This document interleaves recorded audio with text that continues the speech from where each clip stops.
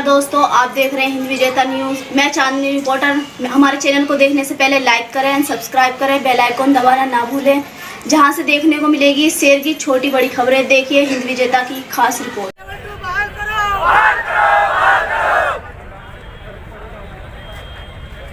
नेतृत्व में अकेला ही नहीं, सारे यहाँ रीट के अभ्यर्थी बैठे सब नेतृत्व कर पाए।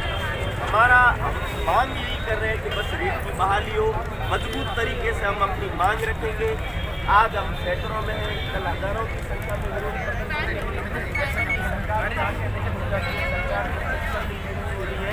जल्द इन अभ्यर्थियों की मांग सुने, वरना आगामी दिनों में हम पूरे प्रदेश लेवल पे आंदोलन। आप ये लेवल 2 के को लेकर धरने पे बैठे हैं। जी जी, तो आपकी सुनवाई कहाँ से शुरू होगी? जी हम ये चाहते हैं कि हम यहाँ लगभग 8 दिन से धरना चल रहा है सर। हमने अच्छी खासी मेहनत की, लगभग 3 साल हमने मेहनत की, अच्छे नंबर ले आए। ये युवा है, पढ़े लिखे युवा है, देश का भविष्य है, और आज सड़कों पर बैठा है ये। तो इसके लिए कौन जिम्मेदार है? क्या इसके लिए सरकार जिम्मेदार नहीं है? क्या उनको आके ये नहीं पूछना चाहिए कि आप यहाँ क्यों बैठे हो, किस लिए बैठे हो? हमें ये बोला आप मेहनत करो, हम आपको नियुक्तियाँ देंगे। हमें यहाँ शहीद स्मारक पर आज नियुक्ति लगा दी है उन्होंने। हम पता नहीं कहाँ की 33 जिलों से यहाँ पर आकर बैठे हैं हम लोग। हमें चाहिए कि हमारी रीट बहाल करो। हमने मेहनत की, उसकी ये सज़ा दोगे कि आप हमें?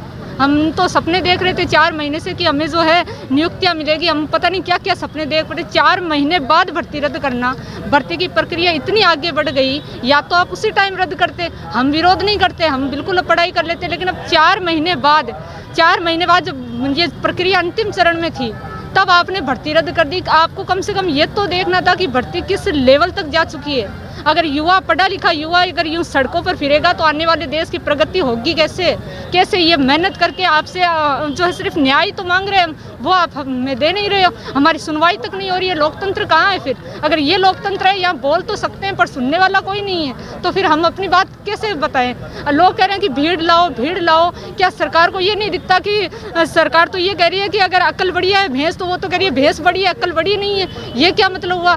कई लोगों की मजबूरियाँ हैं, घरों से भी लोग हैं, वो चाहते हैं बहाल हो, वो घर से भी समर्थन दे रहे हैं, लेकिन ये सरकार सुनना ही नहीं चाहती, कुछ भी नहीं सुनना चाह रही। आज 8 दिन से कोई नहीं आया पूछने कि भाई क्यों हो, कैसे जी रहे हो, क्या परेशानी है। हमें तो सोचा नौकरी मिलेगी, पर ये जो है सड़कों के ऊपर लाकर हमें खड़ा कर दिया, हमें मजबूर कर दिया ये सरकार ने पूरी तरह। हम सिर्फ रीट को बहाल चाहते हैं, इससे अलावा हमारी कोई मांग नहीं है। हमें न्याय चाहिए। आप हमारी जो है पूरी जांच करवा लो, जिससे करवाना चाहो करवा लो, पर हमें नियुक्तियाँ दो, जल्द से जल्द दो। हमारे 3 साल बर्बाद हो गए। हम यहाँ सर पे डिप्रेशन पड़ रहा है, वो समझना ही नहीं चाह रहे कोई। पूरे दिन हम जॉब करते हैं, प्राइवेट नौकरी करके हम कमा खा रहे हैं। हमने पढ़ाई की, पूरी पढ़ाई में 7 साल से खुद प्राइवेट टीचिंग करवा रही हूँ। मैंने पढ़ाई मेरे खुद के पैसों से की, और आज जो है यहाँ पे लाके हमें रख दिया। कौन जिम्मेदार इसका? बस हमें कारण बताओ, या तो आप क्या हमने इस कारण भर्ती रद्द की, हम संतुष्ट हो जाएं, ऐसा कारण बता दो आप हमें एक। नहीं तो फिर हमें नियुक्तियाँ दो। हमें रीट बहाल चाहिए, इसके अलावा हमें कुछ भी नहीं चाहिए। और हम मर भी जाएंगे, यहीं बैठे रहेंगे, पर धरना देंगे, और हमें रीट जो हमारी नौकरी हम लेके जाएंगे, बस यही चाहिए।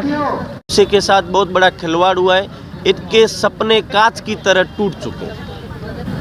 आपने एसओजी से संपर्क किया? हमने एसओजी से संपर्क नहीं किया है, ये सरकार का मामला है। एसओजी शुरुआत में जब एसओजी ने जांच शुरू की थी, तो उस समय एसओजी ने बहुत तेज़ गति से जांच की, और जिसके अंदर कई अभ्यर्थी पकड़े भी गए। कई पेपर लीक प्रकरण के अंदर कई लोगों के नाम आए और धरपकड़ भी हुई।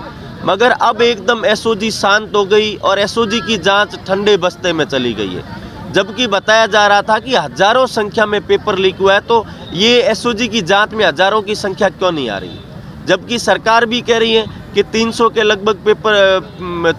लगभग लोगों के बीच में पेपर गया है, तो 16,500 स्टूडेंट का भविष्य दांव पे क्यों लगाया सरकार ने?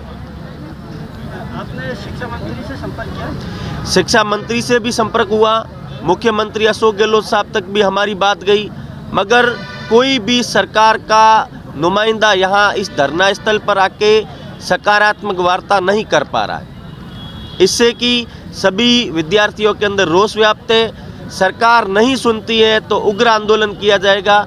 समस्त जिम्मेवारी सरकार की होगी। ये धरना सिर्फ जयपुर में है या पूरे राजस्थान में कर रहे हैं आप लोग? अभी धरना जयपुर में शहीद स्मारक पर दिया जा रहा है, फिर आगामी दिनों में पूरे राजस्थान में जिला लेवल पे प्रदर्शन किया जाएगा। कहाँ तक करोगे आप इसको? ये अनिश्चितकालीन धरना चल रहा है। जब तक की मांग पूरी नहीं होती है, रीट बहाली को लेकर ये प्रदर्शन किया जा रहा है, और रीट बहाली नहीं होती है तब तक लेवल 2 के अंदर जो ये स्टूडेंट है सभी धरने पर बैठे हैं। इनका एक ही इनकी मांग है कि रीट बहाली की जाए। तब तक नहीं होती है तब तक अनिश्चितकालीन धरना चलेगा। क्या आप, अगर आपकी सुनवाई नहीं होती है तो क्या आप अनशन पे बैठेंगे? अनशन पे भी बैठना पड़ेगा। वैसे भी अनशन के जैसे ही हमारे हालात हैं, क्योंकि बेरोजगारों के हाल आप देख रहे हैं। इनके अरमानों पे पानी फिर गया है। कोई किसान का बेटा बैठा है यहाँ पर, कोई मजदूर का बेटा बैठा है, कोई मध्यम वर्गीय परिवार से है। हर किसी के हालात बद से बदतर हो गए हैं। जो इनके सपने थे, अच्छे नंबर लाके ये पास हुए और इनका ये सपना था कि अब तो इस भर्ती के अंदर तो हमारा सपना साकार होगा, मगर इनके सपने ही चकनाचूर हो गए हैं। तो अनशन के जैसे ये यहाँ पर कौन से अब यहाँ सुविधाएं लेकर बैठे हैं। कभी खाना मिलता है, कभी नहीं मिलता है, कभी नाश्ता मिलता है, कभी नहीं मिलता है, बैठे हैं।